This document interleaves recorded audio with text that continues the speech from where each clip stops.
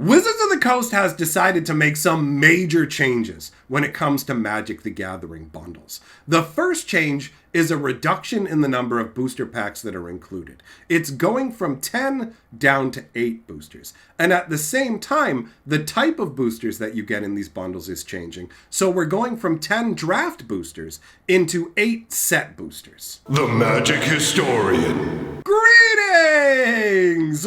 Owners of fine luxury cardboard rectangles, my friends, I hope the day finds you well. We are here to talk about the significant changes that are being made to bundles, starting with Innistrad Midnight Hunt. This promotional image is how we found out what's going on. You'll notice that there's a big old werewolf lunging in for kissing time, but then right beside him, there's that little gray slash that says now with 8 set boosters. Now, if you are an old school Magic player like me, changes to bundles aren't exactly new. We have seen a wide range of changes to bundles over the years. And if you go back far enough, the bundles were absolutely amazing. You would get things like a novel, like a full-on book, telling you the story of the set. You would get a visual guide that showed you a ton of different cards from every card from the set, and had little behind the scenes snippets, and really felt like it added a lot to the bundle. Like they had a wide range of things that you would get.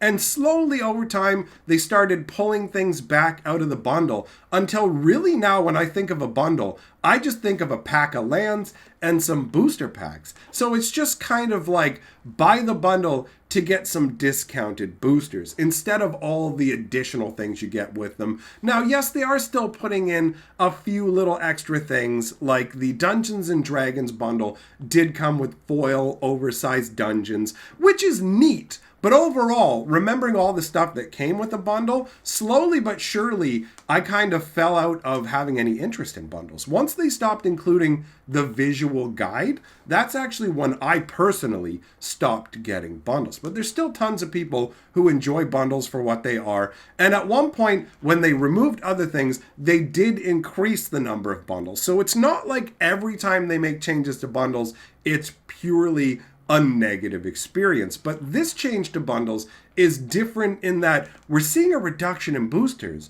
but at the same time, we're seeing a change in the type of boosters, which really does make it far more difficult to do an apples to apples comparison, right? It becomes more of an apples to orange comparison, not like a huge apple to orange comparison, because at the end of the day, we're still just dealing with Magic booster packs, right? Like you have draft booster packs, which were the old way that Wizards of the Coast used to do things, and these packs have 15 cards in them, including 1 mythic rare or rare, and including the possibility of there being a foil in the pack. But these are suited for draft, and people find these packs, if they're not drafting, sometimes to be kind of underwhelming in comparison to the flashier set boosters, because there's some extra features that make these feel elevated to other people, but they also have an elevated cost. So it does become a little bit trickier, because the draft boosters is straight up just 1 rare or a mythic rare, maybe a foil, and unless there's special gimmick for the set, that's it. Whereas a set booster theoretically can get up to 4 rares or mythics in it. Actually, funnily enough, if you take a look on the back of set boosters now, they have this massive information talking about the different odds, where it says includes a combination of 1 to 4 cards of rarity rare or higher. So you have a 27% chance of 2, a 3% chance of 3, and for 4 rares or mythic rares, less than a 1% chance. And then it talks about how it includes a combination of 7 to 10 uncommon and commons, with a max of 7 being uncommon, whereas these boosters specifically have 3 uncommons and the rest being common aside from the rare or mythic, with the exception of the packs that have a foil. Now, each of these packs also have foils. There's 1 non-art card, 1 non-land card of any rarity is foil. A foil mythic borderless planeswalkers in less than 1% of boosters. Foil stamped signature art cards replace art cards in 5% of set boosters, and list cards are included in 25% of set boosters. And the list cards still seem to be confusing people. I have to say, every time a new set comes out, people will come and ask me about it in live streams and things and go, wait, I bought a pack of Dungeons and Dragons, but I got a card that's from an older set. What's going on? So 1 out of every 4 of these boosters also has an older set reprint, but most of the time, those cards aren't terribly exciting. But as you can tell, it makes it really difficult to compare these directly. Like, this gives you 15 Magic cards.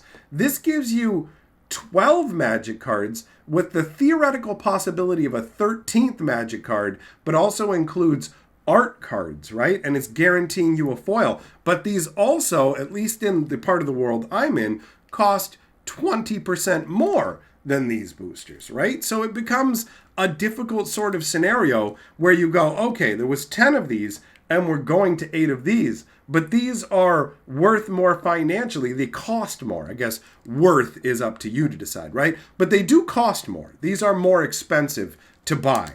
And so you have this situation where they cost more. So I've seen some people use the term shrinkflation when it comes to this bundle, but I don't actually believe that we're dealing with shrinkflation. If you're not aware of what shrinkflation is, if you've ever gone to the grocery store and you've purchased a bag of potato chips and you've noticed, wait a minute, when I bought these bags of potato chips before, they had 225 grams on it. I was sure of it. And then you look and it says 205 grams now. And you're like, wait a minute, that's 20 grams less. And then you grab a package out that you have like tied up in the kitchen or whatever and look and you're like, it does say 225. That's shrinkflation. Shrinkflation is where you're paying the same price for a product, but you're getting less of that product. So on one hand, you might try and argue that this is shrinkflation because we're going from 10 boosters down to 8 boosters. But these 8 boosters are worth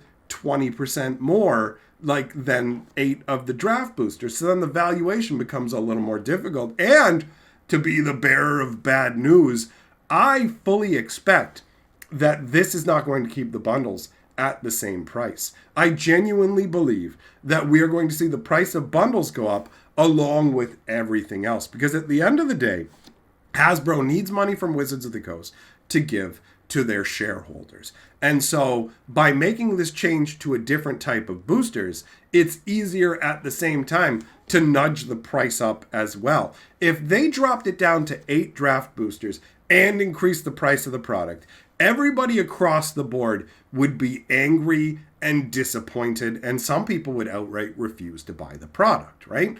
But in this situation, you've got set boosters where some people are going to look at it and go, I value set boosters more highly.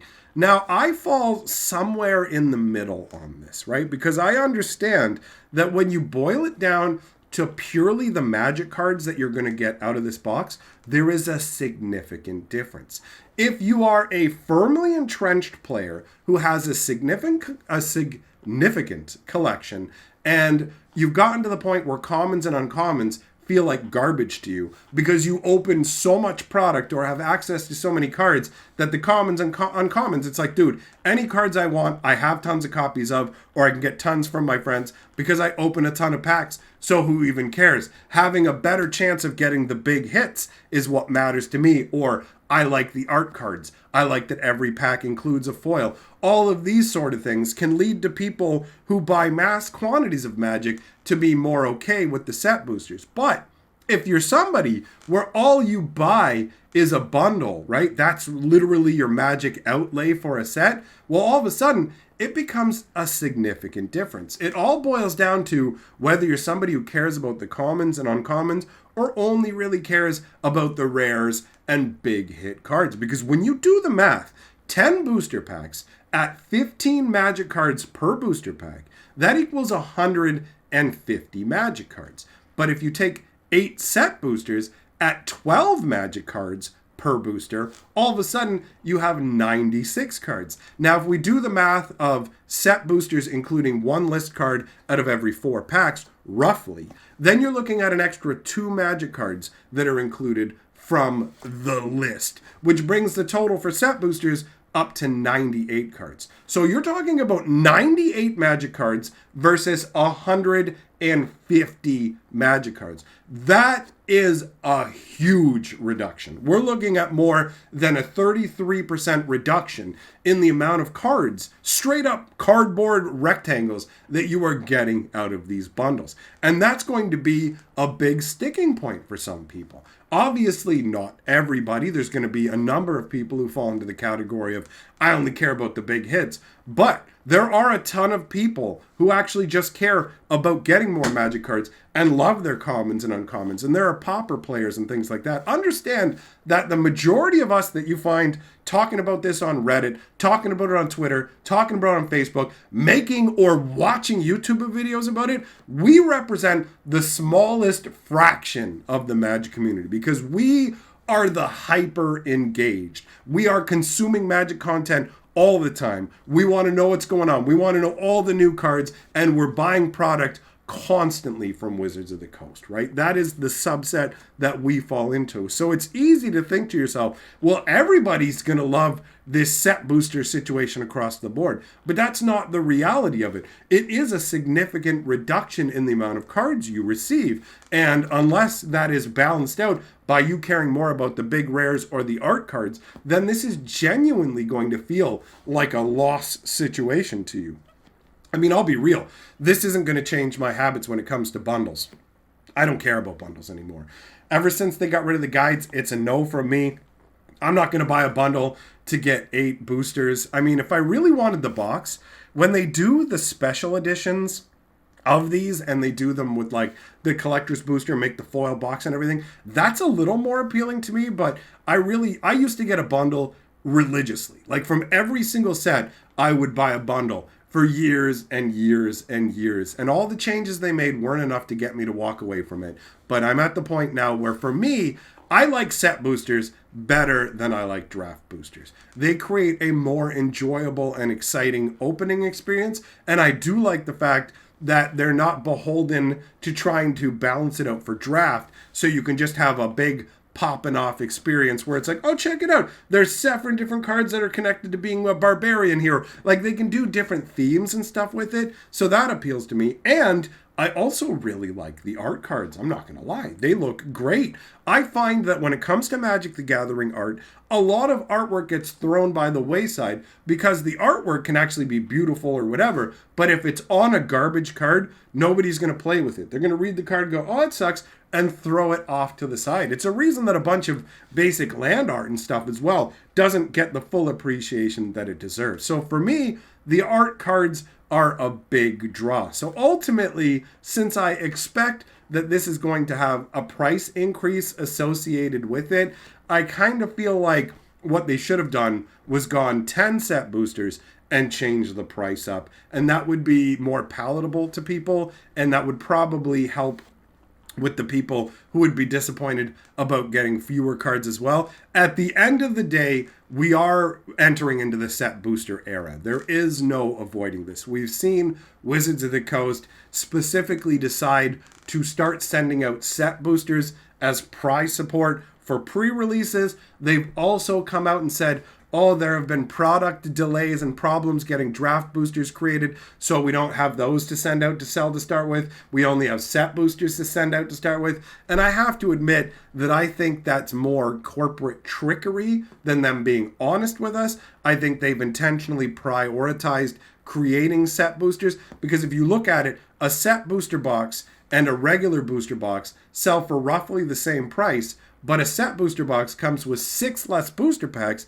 and each booster pack has 3 less Magic cards per booster pack, right? So you've got this situation where even if you factor in the art cards and the occasional list cards, it's cheaper. It's cheaper for them to make the set boosters. They make more money. They sell them for more money. The booster boxes cost more. They give you less. And so I feel like we're all being shepherded into making set boosters the regular everyday boosters. And over time, I expect draft booster boxes to become less and less frequent. And I actually honestly expect Wizards of the Coast to ratchet up the price on draft boxes as well in an attempt to extract more money from the people who specifically want draft experiences, and also by ratcheting that price up, it's going to be easier to get people to turn around and buy set boosters because draft boosters won't be that much cheaper or may even end up on par as Wizards justifies it going, well, look,